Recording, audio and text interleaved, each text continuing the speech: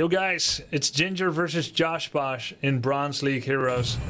Let's begin. Ginger is Orc, Josh Bosch is Undead. They're playing on Shallow Grave, just shy of 1000 MMR. Let's check it out. And let's see if, based on the build, we can make a prediction about who's gonna win. Ginger immediately moves 2 peons. Well, don't build it in front!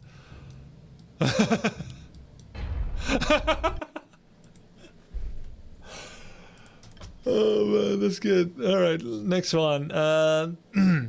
Ginger versus Generator Rex. Let's begin. Alright, Ginger. You messed up your build and you left. Let's do better. Whatever happened to that German guy we were coaching? I miss him. Matze? He's probably still practicing. I haven't heard from him since, but he probably doesn't want to be too sticky. It'd be good to hear an update. He was cool.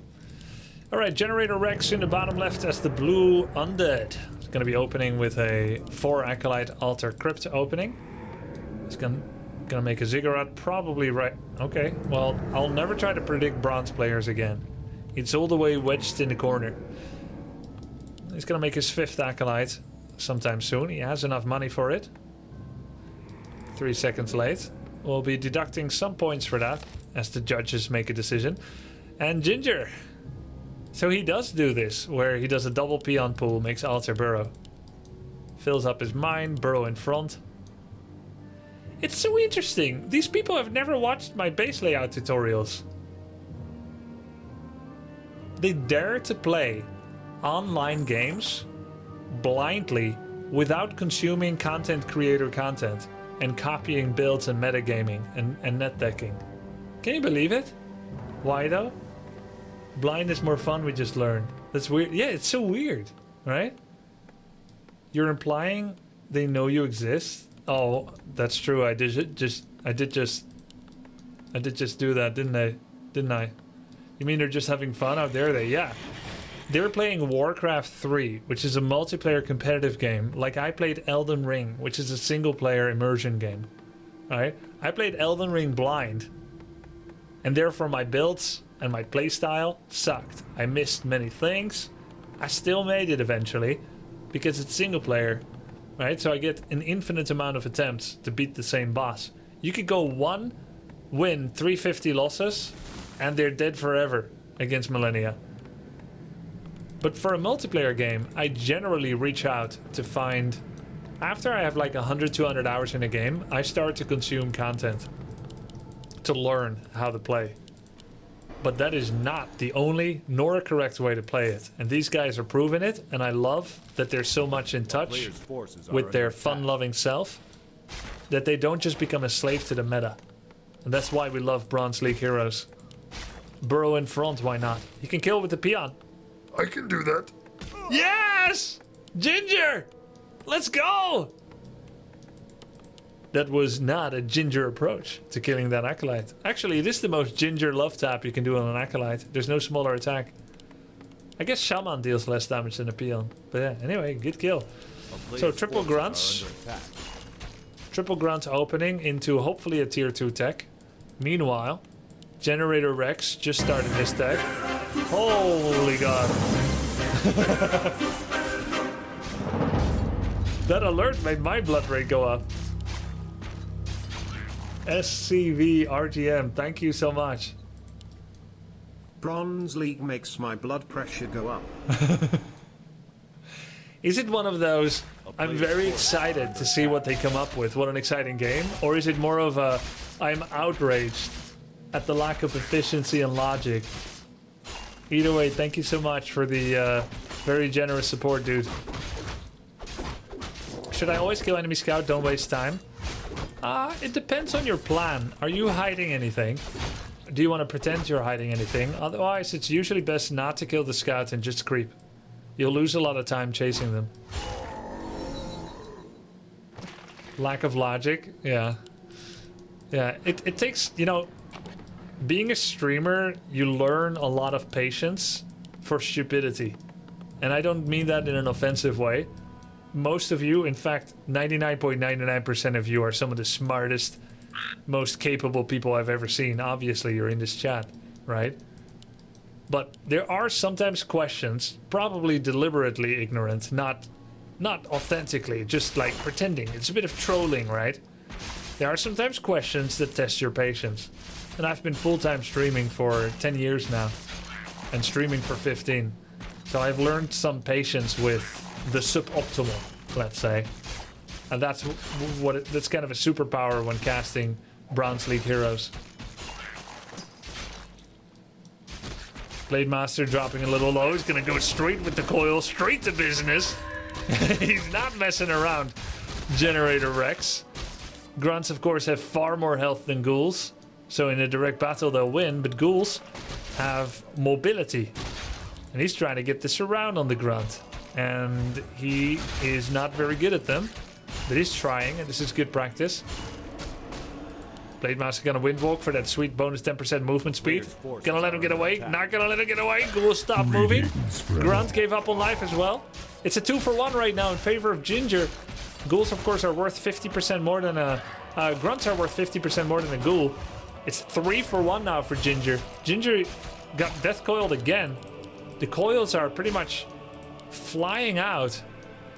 Like Generator Rex has Tourette's. Death coil Tourette's. When you least expect it, against people that don't deserve it, suddenly... Oh, sorry, I coiled you again. I can't help it. That's a tick. Just 2 coils on a blade that's not even nearly dead. Ginger's gonna make Shadow Hunter, has a second burrow in front of his first burrow. And Generator Rex picks up a Pit Lord. And his name? It's not John Cena. It's Mongrathod. Oh, I love it! I love it! This is the coolest strategy that exists. Alright? There's no cooler strat than this. You want to be a meta slave and go Lich, Dark Ranger, and Destroyers? Do you really think you have the micro to control such a delicate ranged army? Or, what the hell is this? Why? Why is DK here and Pitlord here? I don't get it. No. This camp is too hard. Don't do it. No, this is not gonna work. Where's the Death Knight? Did we suffer a desynchronization?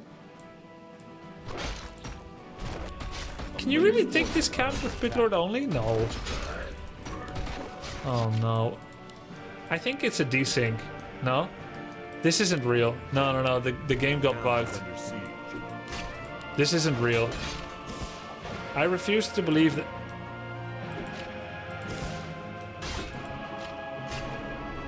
Oh my god, I think it's actually real. I thought this is fake. You know how sometimes things desynchronize? It's real. Oh my god. Oh my god, he frenzied the Pit Lord. Oh, here we go. And the DK is still getting chased. Dude, what is this? I can see why your blood pressure is going up, SCV.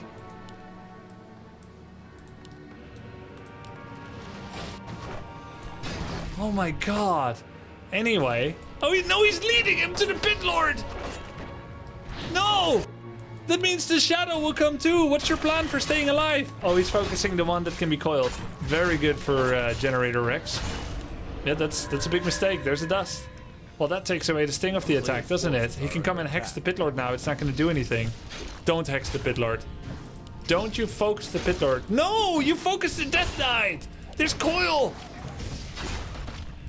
Okay. Pit Lord's running. Pit Lord is running. He's focusing the Shadow to zone him out. The statue right now is being used for damage. Jules, if you're watching this, I don't know if my editor watches this part or if he just assumes everything is excellent. But if you're watching this, can you pull up the Obsidian statue classic BattleNet description for statues? It reads, Obsidian statues are the awe-inspiring vanguard of the undead army.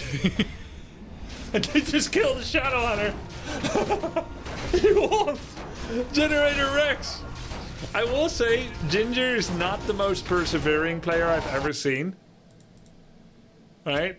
Basically, Generator Rex, he played him like a fiddle. He puppet mastered the crap out of this game. He went for the very cool Necromancer Pitlord strategy with Unholy Frenzy. And he paraded in front of Ginger's base, right? He's essentially the wolf in sheep's clothing, but he's like, oh no, look at me, my Death Knight, I'm not controlling it, maybe I'm lagging. It looks like stupid movement, but it's actually genius. I'm playing with your heart, all right? And then Ginger's like, oh my god, I'm a lion, you're a sheep. What are you doing on the savannah? I'm gonna chase you down, right? And he pulled him all the way like this, right? Watch my finger. All the way like that. So Ginger's got this large army that's not creeping. He got fooled by visions of killing Death Knight. And he actually loses the game with level 3-1 against 2-1. And then leaving the Pit Lord without any units to pretend to be low health and vulnerable was a genius play by Generator Rex. That Pit Lord could have been creeping very efficiently with a larger army, but instead he deliberately dropped his health to dangle the low-hanging fruit, but guess what? Fruit was poisoned. Generator Rex is a genius.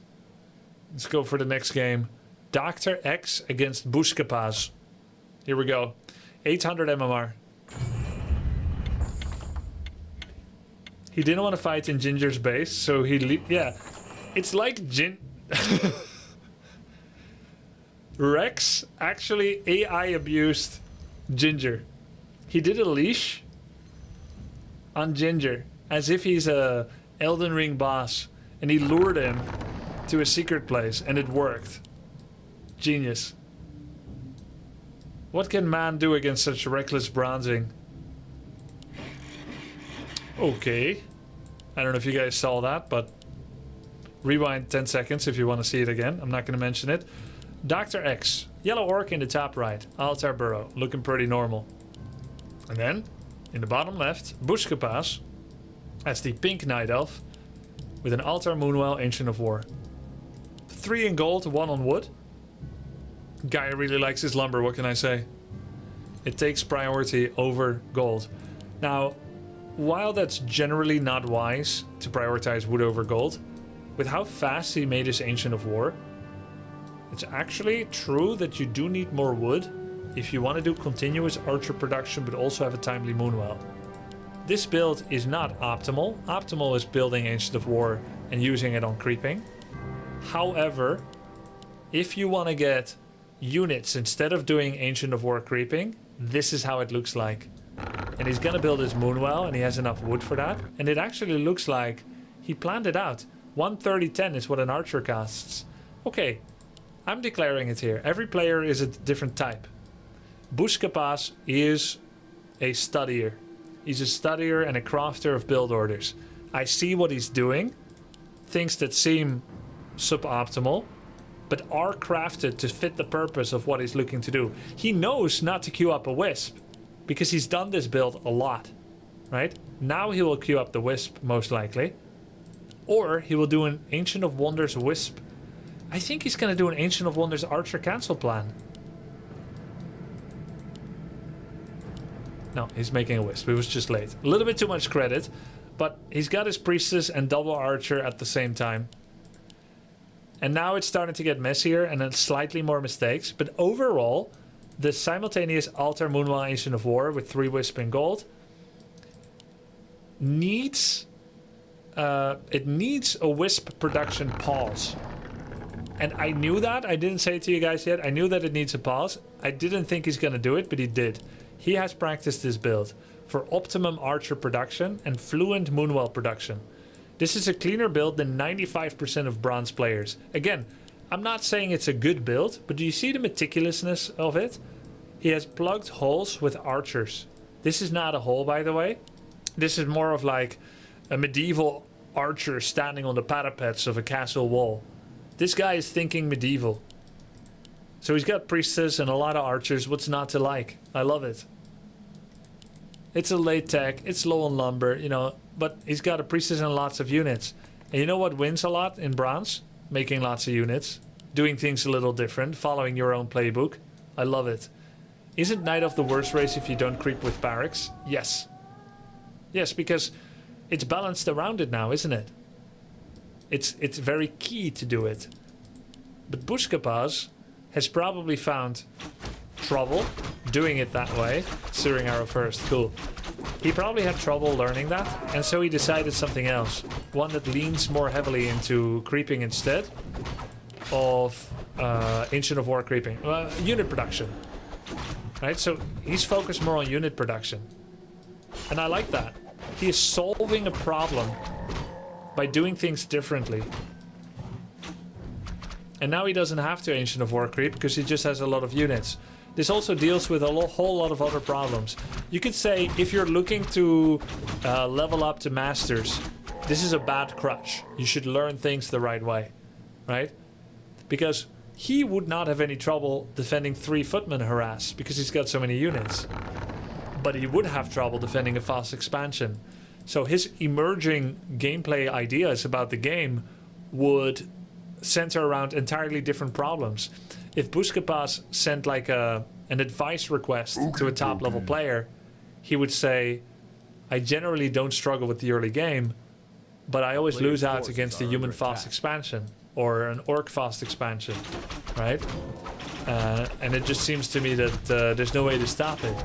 But that's a function of how he plays the early game. This guy is invulnerable to early harass because he doesn't make himself weak with AOW. But he might get outpaced by aggressive creeping plans, and he might get outpaced by early expansions. So the funny thing is, the way that Dr. X plays the game, Dr. X's vision for the game is to provide early pressure on an enemy. He wasn't creeping, right? He delayed his barracks, made an early shop, came with clarity and heal solve, and then looked to punish weaknesses that he's so experienced with that Night Elves generally have. But the Elf wasn't doing anything. He just had a lot of units, creeped relatively slowly, methodically and safely, and therefore the harass didn't work out. So there's a kind of rock, paper, scissors of decision making and play styles. Safe beats aggressive harass. Aggressive harass beats greed, and greed beats safe. So that's what Buscapat loses to. Greedy creeping, greedy expanding. But he beats aggression. And that's what Dr. X did. So Dr. X realized the inefficacy of his presence in the elf base. And he decided to switch things up and go greedy creeping. Which is absolutely the right play. Now 1 archer was lost to creeps. Buscapas is taking pretty small camps. Dr. X is also going to lose a unit to creeps. He probably doesn't know or didn't notice that units that have been slowed by slow from creeps will always get target fired by creeps. He's also losing a troll priest, a very painful loss. He lost 395 gold of creeps, of units to these creeps. But at least it won't give experience to an opponent. Buscapas now switched into double Ancient of Lore. His 6 starting archer units, 7, 1 was lost, will not be upgraded in the Hunter's Hall. Buscapas is already working on Dryad upgrades. He hasn't got a single one, but he has 1 armor upgrade for Dryads already, and is making a 2nd. As usual, bronze players love upgrades for units they don't have yet. And of course, when the units do come out, they're going to be effective. Dr. X, for his part, has not upgraded grunts. And he's going to transition. So far, he's just got another 2 grunts at home. Picks up a sentry ward. Should take it. He unlocks the pickup of a sentry ward, but doesn't use it. And he's just going to go home and heal. Buscapas finds a wand of mana steel. Should be selling it with his inventory situation. He should sell the wand, 1 gloves, use the pot, buy heal scroll, buy protection scroll. So he sells the gloves, it's good. Buys invul. Okay, you want a heal scroll with this army. Oh, cool. He's making a Druid of the Claw without upgrades. So I think that's just for Roar then. He's going to be able to combine True Shot Aura level 1, as he is actually prioritizing Searing Arrows, with Roar. Expansion coming. Is he going to dare to take this Rock Golem camp? He is, but he's going to tank with the Archer. So I think we'll see at least 2 unit losses for Buscapas here. The correct way to creep this camp is to tank with the Priestess, who has 6 armor.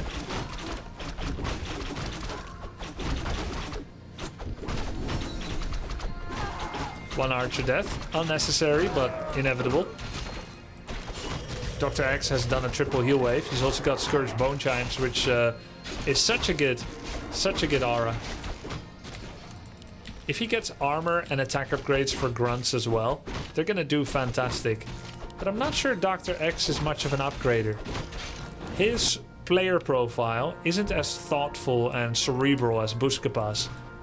He gets a lot of his wins via aggression, disturbing early creep routes, falling back, getting creeps and farming up his blade. But you can tell that he hasn't as meticulously thought out his base.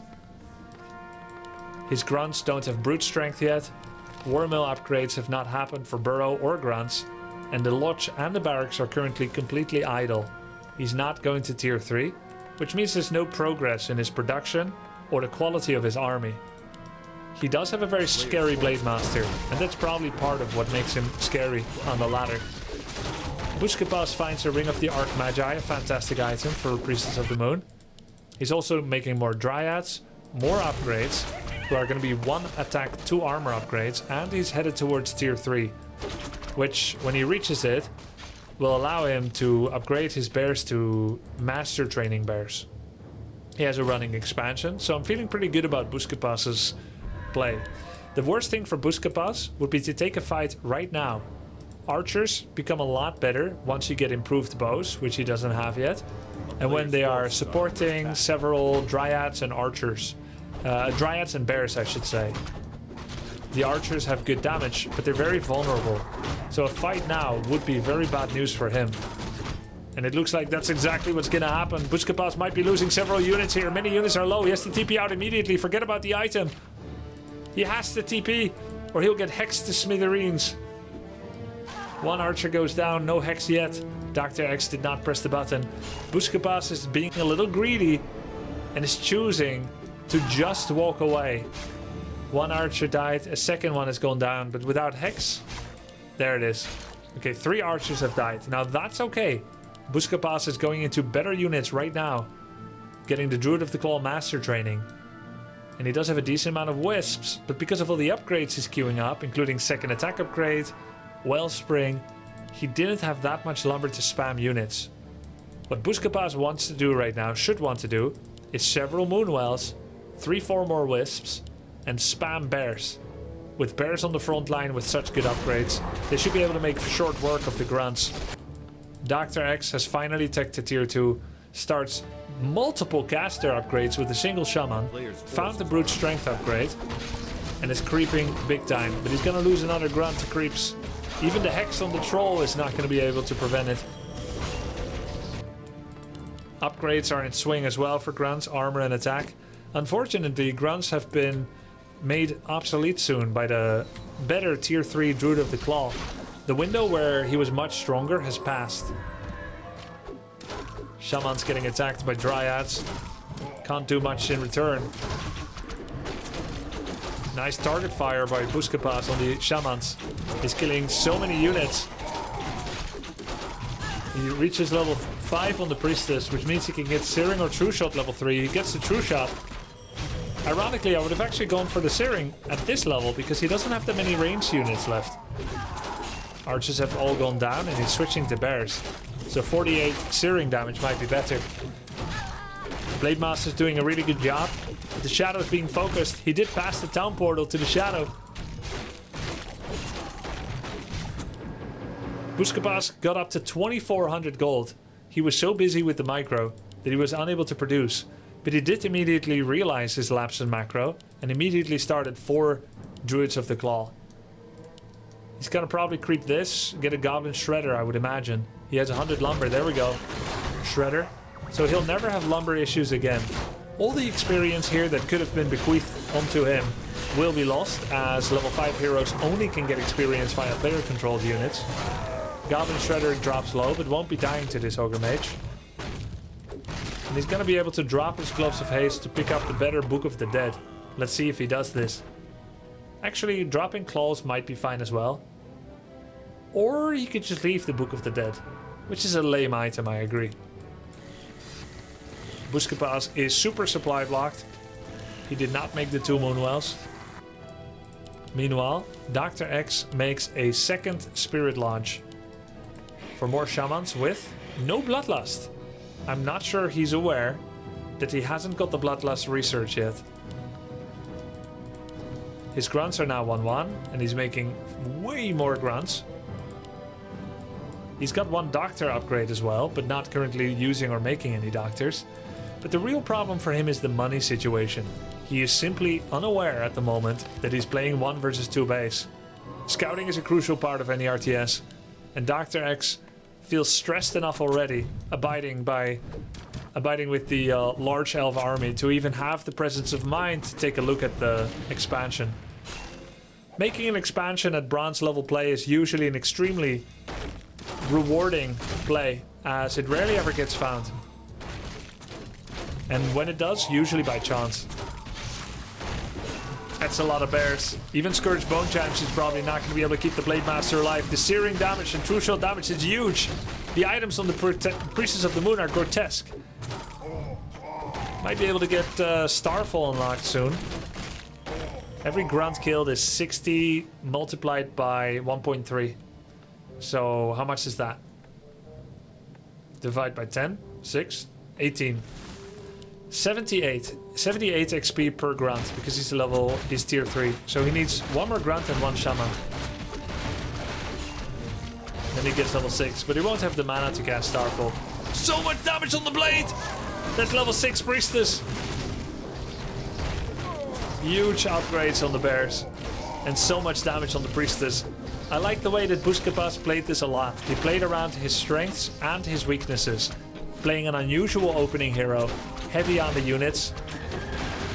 He did everything you need to do in an RTS, including scouting, creeping, item shopping, selling, expanding, aggression, upgrades, unit transitions. A player's forces are under attack. Very cool game by Buscapas. And I think Dr. X just really got thrown off by the weird build from Elf. He expects to mess someone up with Ancient of War creeping, and if you can get an early lead like that, chances are your opponent is playing so much worse than they normally would. He could do a rejuvenate and run. Oh, this is so sick. That was such a clean escape. Buscapas even has the micro down. I knew what he needed to do to stay alive. If the bear did not transition out of claw form, oh, there we go, Starfall. This is so cool. He even turned off Searing. I love this guy. He turned off Searing arrows to accrue enough mana to do Starfall, and now we get the happy ending. Let me discuss how he saved this bear. Druids of the Claw in claw form have heavy armor, so they take double damage from shamans. He was 1 hit away from dying to the shaman attack while running away. He transitioned to bear form, and the bears have a different type of armor, and so they won't take as much damage from shaman. That allowed him to survive the hit. He then needed to continue running and do a rejuvenation plus animation cancel on the backswing of rejuve to put enough distance behind himself to prevent getting hit by both the shaman and the shadow. He could survive the shaman hit, but not shaman and shadow. And he did exactly that.